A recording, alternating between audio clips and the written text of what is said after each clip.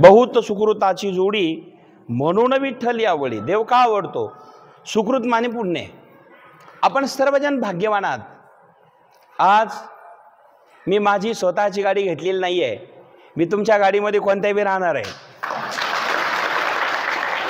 आणि म्हणून सर्जेराव भाऊ मी कोणत्याही गाडीवर जाणार आहे, कोणत्या गाडीत राहणार आहेत.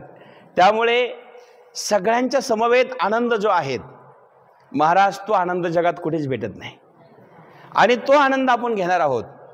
राहिला प्रश्न कमी जास्ताचा, त्यावर मी बोलणार नाही, ते भाऊ सगळे बोलले. मी शास्त्र बोलणार, मुद्द्याचं बोलणार. माझा मुद्दा असा आहे, स्वेदा अस्वेदा तो भाग एक गौण असतो. सगळे गेल्यानंतर 3 पत्राच्या शेडमध्ये जाणार आहे हे विसरू नका, एवढं ध्यानात ठेवा सगळेजण. 3 पत्र्याचं शेड आपल्या सगळ्याकरता तयार आहे.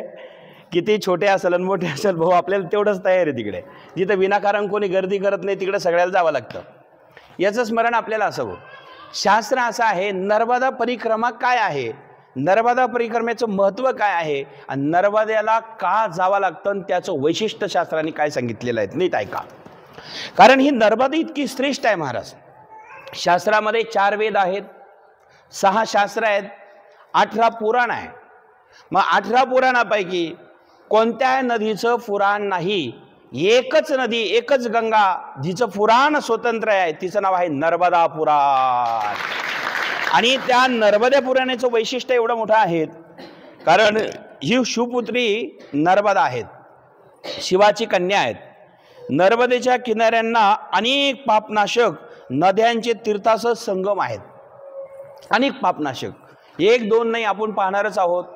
मी जागी जागी आपल्याला त्या तीर्थाचं महत्त्व सांगणार आहे. जसं नवनाथ यात्रा आपण पहिल्यांदा काढली होती आणि त्या स्थानाचं महत्त्व मी आपल्याला सांगितलं होतं. आतापर्यंत बरेच लोकांना नवनाथाचे तीर्थ माहीत नव्हते, नवनाथांचे स्थान माहीत नव्हते. आपण तो दर्शन यात्रा सोहळा काढला आणि लोकांना यात्रा घडवली. सर्जेराव भाऊ त्यावेळेस आम्हाला अनुभव नव्हता. आपण यात्रा काढली, परंतु काही देवस्थानं इतके छोटे होते. आम्ही रेवणनाथला गेलो, 700 वर्षाचं देवस्थान आहे, पण त्या रेवणनाथ संस्थानला फक्त 2 टॉयलेट होते. आता जे यात्रेत होते ते दादा आपण अनुभवलं. मग माझ्याबरोबर किमान 6 गाड्या होत्या. आता एवढे लोक कसे राहणार? नाविलाजाने ड्रायव्हर ठकले होते, राहायची सुविधा नव्हती. त्या रेवणनाथच्या सांगली जिल्ह्यातून आम्हाला रातोरात पंढरपूरला यावं लागलं, पंढरपूरला मुक्काम करावा लागला. काही ठिकाणी सुविधा नव्हत्या. असा प्रश्न येत असतो. म्हणून या यात्रेला मागचा जो अनुभव आला त्यातनं आपण अनुभव घेतलेला आहे. आता फक्त आणि फक्त 2 गाड्याचंच नियोजन केलेलं आहे. आपल्याला जरा मी मोकळीक सोडली असती तर 5 गाड्या झाल्या असतात, त्याला अर्थ नाही. मला वाटतं ही चर्चा आपली झाली होती, जास्त लोक नको. आता बरोबर सगळे सेवेकरी धरून 111 लोक आपले आहे आणि 100 लोक आपले ट्रिपचे आहेत, सेवेकरी आचारी सगळे धरून. आणि विशेष अशी सुविधा कोणी केलेली नसेल. आपण जेवढ्या कमी खर्चामध्ये जास्त सुविधा देण्याचा प्रयत्न करत आहोत. बाकीच्या यात्रेमध्ये 1 टाईम नाश्ता आणि 1 टाईम जेवण असतं. तुम्ही कुठलीही पत्रिका बघा आणि फीज असते 19,000, 21,000, 25,000पर्यंत, 24,000पर्यंत फी. माझ्याकडे 25 पत्रिका मी तुम्हाला दाखवू शकतो यात्रेकरूच्या. परंतु या ठिकाणी 15,000 रुपयामध्ये 15 दिवसाची परिक्रमा महाराष्ट्रामध्ये व्यवस्थित करणारे कोणी सापडणार नाही. उगाच काहीतरी फिरून आणणारे असतील, एन्जॉय, त्याला काही महत्त्व नाही. परंतु यात्रा ते सगळे तीर्थ दाखवून आणि सत्संग करून आणणारी यात्रा ती आपल्या देवस्थानाची आहे. दुसरा प्रश्न असा आहे, हे सगळं करत असताना आपण 2 टाईम जेवण देणार आहे. पोटभर जेवण 2 टाईम देणार आहे. कारण कोणाला प्रश्न असतो नाश्त्यावर जमत नाही, तर नाश्ता न करता 2ही टाईम आपण जेवण देणार आहोत. प्रश्न एवढाच राहील, एखादा तास मागं पुढं होऊ शकेल. यात्रेमध्ये काही ठिकाण आपल्याला स्वयंपाक करायला 1 तास लवकर भेटेल, कधी एखादा 1 तास लेट होईल. तरीही पण आपण जेवढी सुविधा जास्त देता येईल तेवढा प्रयत्न करणार आहोत. आता परिक्रमेचं वैशिष्ट्य असं आहे, खूप महत्त्व आहे, मी जागी जागी सांगणार आहे. आता नर्मदा परिक्रमा काय आहे सगळेजण एकदा समजून घ्या. आपलं उदाहरण सांगतो. आता आपण आडबंगनाथाच्या भामानगरला बसलेलो आहोत भाऊ, भामाठाणला बसलेलो आहोत. तर या भामाठाणमध्ये गोदावरी परिक्रमा करायची ठरवली आणि गोदावरीच्या परिक्रमाला तुम्ही भामाठाणला रात्री गाडी आली आणि इथं जर म्हणले की आम्ही आता 1-1 लाख रुपये एका माणूस देतो, आम्हाला 5 स्टार हॉटेल द्या, कुठून द्यायची? म्हणजे चांगला विचार करा, कारण इथे सगळे येड्याबाबडीच सापडतील तुम्हाला गावामध्ये, दुसरे सापडणारच नाही काही. तसे नर्मदा परिक्रमा म्हणजे नर्मदेच्या कडेकडेने आपल्याला तीर्थयात्रा करायची, ते तीर्थाचं दर्शन घ्यायचं आहे. मग कधी सुविधा कमी जास्त असू शकेल, आपल्याला सगळ्यांना ॲडजस्टमेंट करावं लागेल. पैशानी सुविधा मिळणार नाही, कारण तिथं ती नसेलच तर आपण निर्माण नाही करू शकत. पण हा पर्वकाळ इतका चांगला काढलेला आहे, इतकी चांगली यात्रा आहे भाऊ. आज आपली तारीख आहे, मला वाटतं 18 तारीख आहे, 18 फेब्रुवारी आहे. म्हणजे ना उन्हाळा आहे ना हिवाळा आहे, पूर्ण ऊनही नाही आणि पूर्ण थंडीही नाही. म्हणजे आपल्याला उद्यापासून मी तर आहेच आहे, पण आपल्या सर्वांना, माझ्यासह आपल्या सर्वांना संन्यस्त व्रत स्वीकारायचं आहे. पती पत्नी जरी असेल तर तुम्हाला संन्यास घेऊनच इथं राहावं लागेल 15 दिवस, कारण त्याग करायचा आहे. नर्मदेचा जो त्याग करून यात्रा करतो आणि मग ते व्रत स्थापन करून उद्या आपली पूजा होणार आहे. ओंकारेश्वरमध्ये पूजा होणार, पूजा विधी करून आपण संकल्प करणार आणि ते पुण्य प्राप्त करणार आहोत. नर्मदेचं अनन्यसाधारण महत्त्व आहे. मायबापांनो, जो नर्मदा यात्रा करतो त्याचे 7 जन्माचे पाप नष्ट झाल्याशिवाय राहत नाही, एवढं महत्त्व त्या यात्रेला आहे. यात्रेचं महत्त्व काय आणि काय, आणि म्हणून जिथं मी राहणार तिथं तुम्ही राहणार, जिथं तुम्ही राहणार तिथं मी राहणार आहे. म्हणून माझी स्वतंत्र गाडी नाही आहे. नाहीतर तुम्ही म्हणाल बाबा गेले एसी गाडी तर बाबा तिकडं, नाही नाही नाही, मी तुमच्याच गाडीत आहे, तुमची जशी असेल तसं. म्हणून आपण सर्वजण एकत्र राहणार आहोत आणि आपण आनंद घेणार आहोत. पुढच्या वर्षी सर्जराव भाऊ आपल्या मागं लागले पाहिजे का, आम्हाला सुद्धा येऊ द्या म्हणून यात्रेला, कारण आता सोडायला आलेले चेअरमन साहेब तुम्ही, आपण सगळेजण. आणि पुढच्या वेळेस भाऊ नक्कीच आपण इमानाने यात्रा काढू, हा माझा शब्द आहे. निवेदन तुम्ही करा फक्त, कारण साईबाबाच्या तिकडे विमान सुविधा झालेली आहेत. एक तर नेपाळ पशुपतीनाथ, नाही तर वैष्णवदेवी. आपण विमानाने यात्रा करूया. ज्यांना ज्यांना विमानात बसायची इच्छा असेल, फक्त ना नफा ना तोटा, ना नफा ना तोटा याच तत्वावरती आपली यात्रा कायमची राहणार आहे. मी यात्रेची कमिटी करणार आहे, त्या कमिटीने मला सल्ला द्यायचा आहे, पूर्ण माहिती द्यायची आहे, कारण मला एवढा वेळ नाही आहे. भाऊ त्या कमिटीत तुम्ही राहायचं आहे, साबदे दादा आपणही राहायचं आहे, चेअरमन साहेब तुम्ही आम्हाला वेळ द्यावा, की ज्या कमिटीमध्ये जे नियोजन आपल्याला कमी खर्चात लोकांना नेता येईल आणि चांगल्या सुविधा देता येईल, आपण ती यात्रा करणार आहोत. आता यात्रेचं महत्त्व असं आहे, यात्रा अनेक काढतील, यात्रेत अनेक लोक जातील, पण यात्रेचं महत्त्व असं आहे, संतांच्या समवेत ती यात्रा होते. तिचं महत्त्व आहे, तीर्थयात्रे सुखे जाऊ, तीर्थयात्रे सुखे जाऊ, वाचे विठ्ठल नाम घेऊ, संता संगे सेवू वासुदेव धनीवरी. तीर्थयात्रा करत असताना कधी करायची तीर्थयात्रा, आता ऐका. जवळ हे सकळ सिद्ध आहे, हात चालवया पाये, तव तू आपुले सोहित पाहे, तीर्थयात्रा जाय चुकू नको. हातपाय चालतात तोपर्यंत तीर्थयात्रा करता येते, हातपाय थकल्यानंतर तीर्थयात्रा होत नाही, करता येत नाही. म्हणून तारुण्यात चांगलं शरीर आहे तोपर्यंत यात्रा करा. पुढच्या वेळेस आमच्या निर्मळबाई म्हणाल्या की महाराज पुढची यात्रा अशी काढा की तरुणांना घेऊन जा. म्हणजे त्यांचं म्हणणं आहे सुना मुलाला नाही, आम्ही घरी राहू. सगळ्या म्हाताऱ्याला धन्यवाद देतो, पुढच्या वेळेस सुनान मुलाच माझ्याबरोबर पाठवा आणि तुम्ही घरी राखायला राहा, हरकत नाही. कारण त्याला एक प्रमाण आहे भाऊ, त्याला एक प्रमाण आहे. परमार्थ कधी करावा, तरुणा भाग्यवंत नटे हरिकीर्तनात.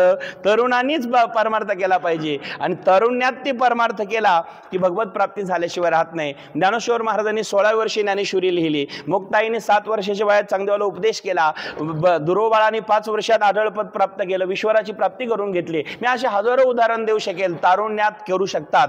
म्हणून आपण सर्वजण भक्ती करायची आहे, यात्रा करायची आहे आणि आपल्या देवस्थानामध्ये आपण सर्व एक कुटुंब आहोत, एक परिवार आहोत आणि म्हणून सर्वांनी एकूणाला ॲडजस्ट करायचं आहे. कधी कधी कमी जास्तपणा होईल, एखादी महिला आजारी पडेल, पुरुष आजारी पडेल, ज्याचा ज्याचा ग्रुप त्याने सांभाळून घ्या, कारण आपण 2-3 राज्यातून जाणार आहे. भाषाचा प्रश्न असतो, वेगळी वेगळी भाषा असते, त्या भाषेत काहींना म्हाताऱ्या माणसाला नाही जमलं तर ॲडजस्ट करून घ्या. आणि हे करत असताना यात्रेचं महत्त्व फार मोठं आहे. म्हणून तीर्थयात्रा कोणासंग करावी तो मुद्दा सांगतो. तीर्थयात्रा करत असताना तर मायबापांनो संतांच्या सानिध्यात ती यात्रा करावी बरं का. तीर्थयात्रे सुखे जाऊ, वाचे विठ्ठल नाम गाऊ, संता संगे सेवू वासुदेव धनीवरी. संतांच्या सानिध्यात परमार्थ घडेल, नामस्मरण घडेल, सत्संग घडेल आणि मग ती यात्रा फलदायक होईल आणि पुण्यवान होईल. ते पुण्य आपल्याला प्राप्त करायचं असेल तर संतांच्या सानिध्यात यात्रा करावी बरं का आबा. म्हणून यात्रेचं संत सानिध्यातलं महत्त्व आहे. मग आपण आता मी स्वतः भारताची पदयात्रा केलेली आहे. आपल्याला माहिती करता भारताची पूर्ण पदयात्रा केलेली आहेत आणि भारत यात्रा करून आज अडबंगनाथ महाराजांच्या भूमीत आहे. आता आपल्याबरोबर नर्मदा यात्रा करत आहोत. आपण रोज सत्संग संध्याकाळी करणार आहोत. उद्या पूजाविधी होईल. सगळ्यांचं स्नान होऊन आपल्याला एक व्रत स्थापन घ्यायचं आहे. संन्यास्त व्रत सगळ्यांचं राहील. आपल्याला कोणी दाढी वगैरे करणाऱ्याला उद्यापासून दाढ्या पण करता येणार नाही आहे आणि उद्यापासून त्यागच ही सगळा. महिला मंडळीला सुद्धा काही नेम आहे. ते नेम मी उद्या तिथे गेल्यावर सांगेल. आपण 15 दिवस ते त्याग करून राहूया आणि पुण्य प्राप्त करून घेऊया. सुख सुविधा भौतिक आपण फार भोगतो आहोत. त्यांनी किती समाधान होणार आहे ते क्षणिक असतं. पण अध्यात्माचं पुण्य जर कमवून आणलं आणि अध्यात्माचा ठेवा जर कमवून आणला हा जन्मजन्मी पुरल्याशिवाय राहणार नाही आणि आपल्याला तो कामाला येणार आहे. म्हणून पुण्य आपण कमावण्याकरता चाललेला आहोत. सगळ्यांना मी मनापासून धन्यवाद देतो. आलेल्या भाविकांना धन्यवाद देतो. आलेले जे सोडायला आलेले आहे त्यांनाही धन्यवाद देतो. आणि आपली यात्रा सुखरूप हो. या यात्रेचं फार महत्त्व या पत्रिकेमध्ये आहे. मी उद्या सांगेल. आणि यूट्यूब अडबंगनाथ दर्शन यूट्यूब चॅनलच्या माध्यमातून रोजचं प्रवचन, रोजचं तीर्थाचं महत्त्व आपलं चॅनलला येणार आहे. घरच्या मंडळीला जर आपण कसे आहोत, कुठे यात्रा चालली आणि आपले रोजचं चित्रीकरण अडबंगनाथ दर्शन यूट्यूब चॅनलला सबस्क्राईब करून आपण घरी बघू शकतो. रोजचं लाईव्ह दर्शन होणार आहे. सर्वांना पुनश्च धन्यवाद देतो. बहुसंख्येने आपण या ठिकाणी आलात. आपण चांगल्यात चांगली यात्रा करण्याचा प्रयत्न करणार आहोत. नारंगिरी बाबा अडबंगनाथ आपले गुण करून घेऊ ही त्यांच्या चरणी प्रार्थना करतो. धन्यवाद सर्वांना. जय हरी. आता मी मंत्र म्हणणार आहे, माझ्याबरोबर म्हणा आणि प्रार्थना करून आता आपल्याला जी सीट दिलेली आहेत त्या सीटवरती आपण जाऊन बसायचं आहे. आपले मुलं येतील 4 वाजता. आपल्याला आता इथून प्रस्थान करायचं आहे. तर सर्वांना सरळ बसून हात जोडा. वक्रतुंड महाकाय, वक्रतुंड महाकाय. सर्वांनी हात जोडून सरळ बसायचं आहे. आणि मायबापांनो, गणेशाला वंदन करा. श्री गणेशाचं नमन करा आणि गणेशाची मूर्ती डोळ्यापुढे समोर ठेवून गणेशाला वंदन करून ते आपली यात्रा निर्विघ्न पार पडावी म्हणून त्या गणेशाला वंदन करा. हे गणपती बाप्पा, आमची यात्रा निर्विघ्न पार पडू दे हीच तुला प्रार्थना करतो. गजाननं भूत गणादिसेवितं कपेद जंबू फलचारु भक्षणं उमाशुतं शोक विनाशकारकं नमामि विघ्नेश्वर पाक पंकजं. ध्यानमूलं गुरुमूर्ति, पूजामूलं गुरुपदं, मंत्रमूलं गुरुर्वाक्य, मोक्षमूलं गुरुकृपः. गोरक्षे जालिंदर चर्पटास्य अडभंग काणीपमचिन्द्राद्यः चौरंगी रेवानक भर्तरी संज्ञा भूम्यान भुवर्ण नवनाथ सिद्धः. तपोज्ञान वैराग्य भक्ति स्वरूपं सदालंकृतं साधु संन्यास योगं मुखे यस्य वेदांत शास्त्रार्थ नितिं. नमो नारायण गिरिं प्रब्रह्म स्वरूपं. धन्य धन्ये अडबंगनाथा, तुमच्या चरणी ठेवितो माथा. हरि ओम. शांती शांती शांती. अलक निरंजन. आदेश